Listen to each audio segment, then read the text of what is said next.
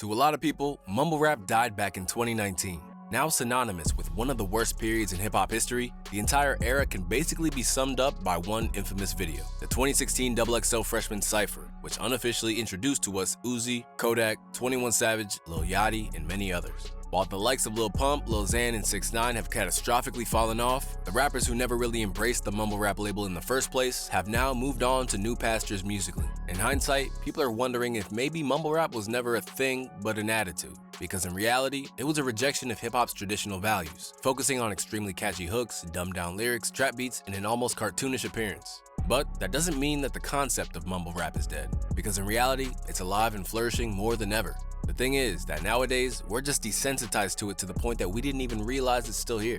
But before explaining exactly that, a trip back in time to when mumble rap culture first emerged is needed to fully paint the picture. When the wave initially started, many hip-hop purists were horrified, as they were suddenly engulfed in a sea of rappers who took a slurred, minimal approach to their rapping.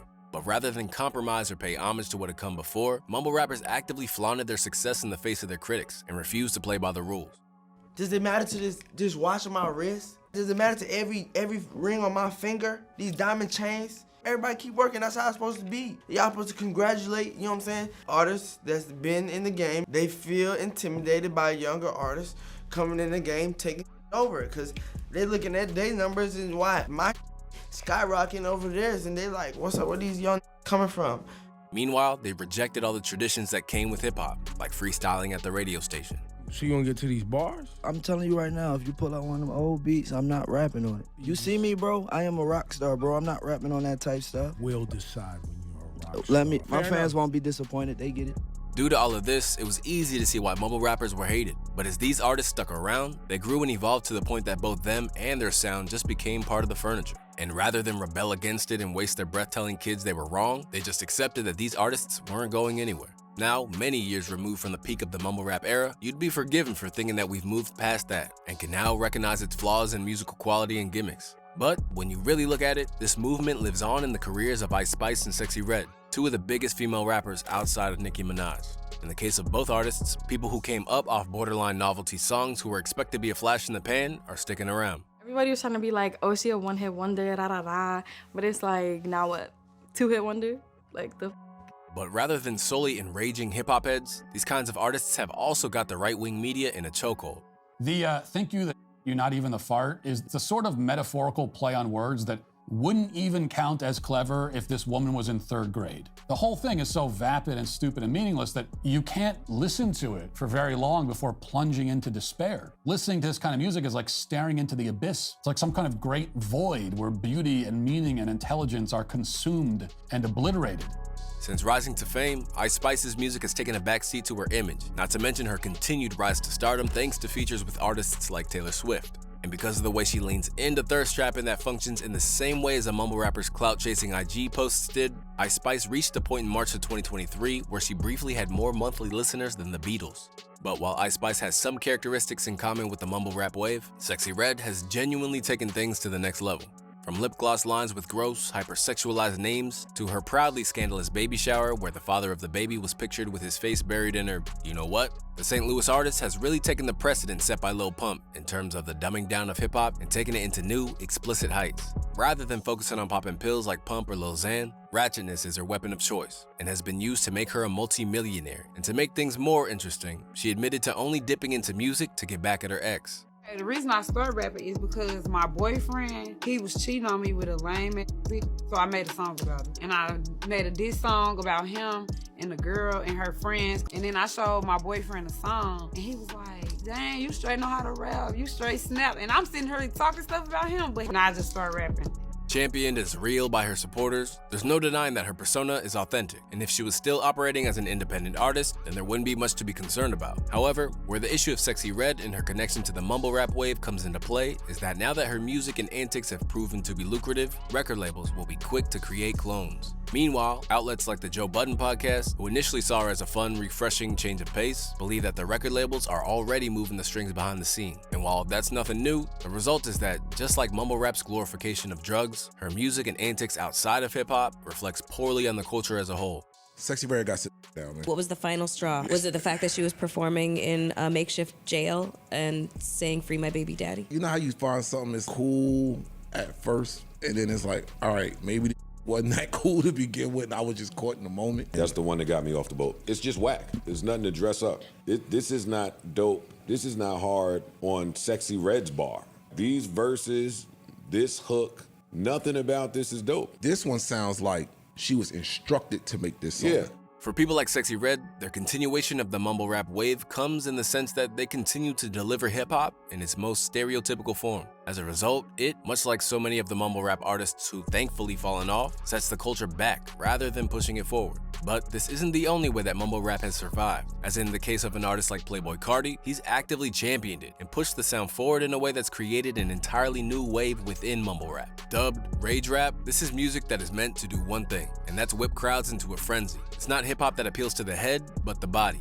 Recently, this subgenre arguably had its crowning moment at the 2024 Grammys, when Travis Scott and Carti teamed up to perform Fiend. And just like the early days of mumble rap, this sound and its presentation had a whole host of people angered about how this represented hip-hop as a whole. What the is Travis and his man doing up here? Get the off the stage when got beautiful women in tuxedos on. All that look different when it ain't 1,000 little white kids jumping up and down. When there are grown people here, all that Fiend. That's what you wanted to win over Killer Mike? You stupid. You bring your man out, Playboi Carti. The crowd just stares silent. Playboi Carti looked confused. Like, y'all don't know who I am? No, you got a mask on. Who the are you under there? You are not at South by Southwest anymore. We can't recognize you bozos by the stocking mask you're wearing. Okay. I hate these, man, all of them. Once again, the older generation are annoyed at how this reflects on the culture. Meanwhile, every Carti verse leaves younger hip-hop fans in a state of hysteria, with Carti being heavily credited with some of 2024's biggest hits so far. But now that he's reached the point where his influence meets income, he's since created a clone factory in the form of his Opium label, housing artists like Ken Carson, Destroy Lonely, and Gang. And if anyone is flying the flag for the mixture of confusion and outrage that mumble rap once caused, it's them. Now, I think creatively there have been some growing pains thus far in this genre. Some highs, yes, but also some lows. Personally, I don't really find a lot of the artists who are in many ways Playboi Carti's children here to be as compelling as him artistically in any way, shape, or form.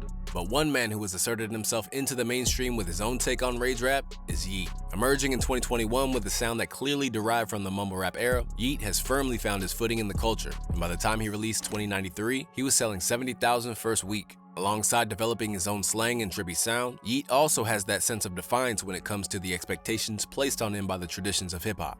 They're like, oh, I can't listen to mumble. They're not saying anything. If you break down what they're talking about, it's all bull. They're not saying anything. And they just be fast. They're like, willical, like. But that's not all, because just as it was the case with mumble rap, bigger artists have cashed in, and that's best exemplified by Drake pulling in Yeat for I Don't Give a Here we see that rather than Yeat trying to conform to Drake's style, it was Drake that straight up jacked his. Drake's album was primarily a unique sound that was his sound, not him going into the world of other people.